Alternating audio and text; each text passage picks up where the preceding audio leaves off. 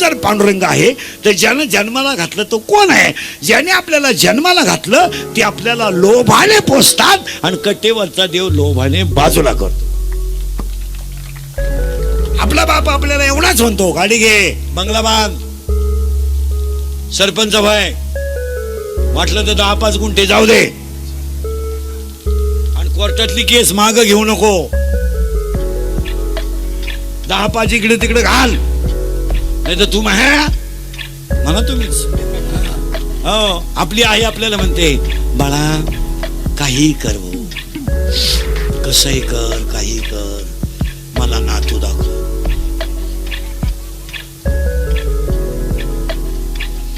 नातू पाहिल्याशिवाय माझे डोळे मिटणार नाही. मग मिरची पावडर घाल डोळे, घे झोपून.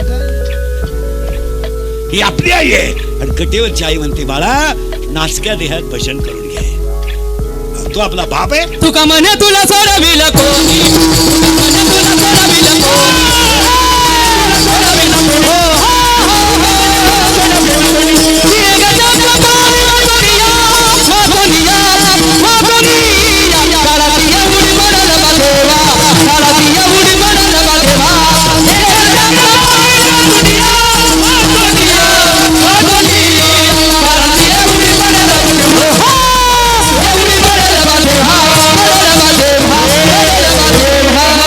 गावामध्ये भोपाळी नावाची मुलगी जन्माला आली.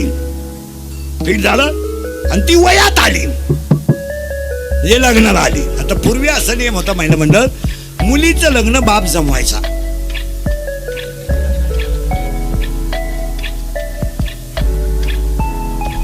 आणि बाप ज्याच घरात देईल त्याच घरानं मुलीनं नांदायचं, असा पूर्वी नियम होता. आता मुलीनं टोटल फायनल करायचं. बापानं फक्त पतसंस्थेचं कर्ज काढायचं, फेटेला तुरा काढायचा, हलकटाव गुलाबजांबू खा. थोडं वाईट वाटेल, 40% शाळेतले पोरं मोबाईल मधली रमी खेळून भिकारी झाले. याच्यावर तुमचं काय मत आहे?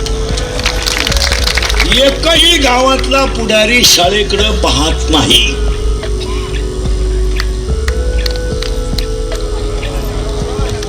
आणि जो बोलेल त्याचा गेम होतो.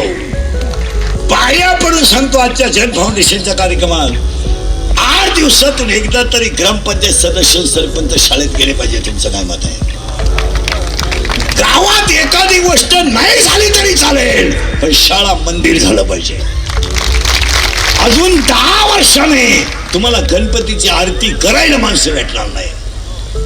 इतका वाईट समाज तयार झालाय. तुमचं काय मत आहे? या वर्षी गणपती विकणाऱ्यांनी पुस्तकं फ्री दिली गणपती बरोबर आरतीची. गणपतीने म्हणत गणपती मंडळाच्या अध्यक्षालाच आरती.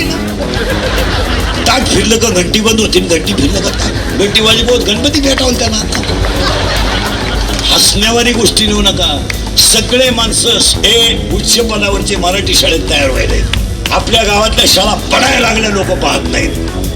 गावांमध्ये फक्त गट, हा ह्या गटाचा आणतो, त्या गटाचा, हा ह्या साहेबाचा आणतो, त्या साहेबाचा.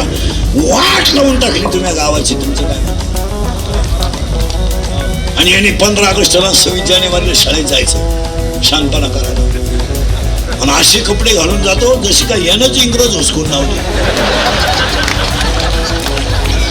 पाया पडून सांगतो, आज फाउंडेशनच्या कार्यक्रमात महिला सरपंच असू द्या, आठवड्यातून एकदा शाळेत गेल्या पाहिजे. महिला नगरसेविका असू द्या, गेल्या पाहिजे. तुमचं काय मत आहे? आज आपण सगळेजण तळतळीने बोलणारी माणसं आहे. मुलगा मला आहे, आज गावात मंदिर आहे, म्हणजे दुसरी कामं कमी झाली तरी चालतील.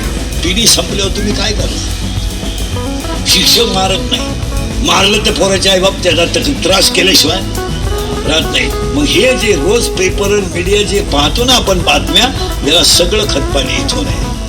आठवड्यातून एकदा शिक्षक आणि पुढारी शाळेत गेले पाहिजे, त्यांचा संवाद झाला पाहिजे आणि शाळेच्या अडचणी समजून घेतल्या पाहिजे. तुमचं काय? महिला आघाडीची बाई, बचत गटाची बाई अशी शाळेकडे पाहिलं पाहिजे.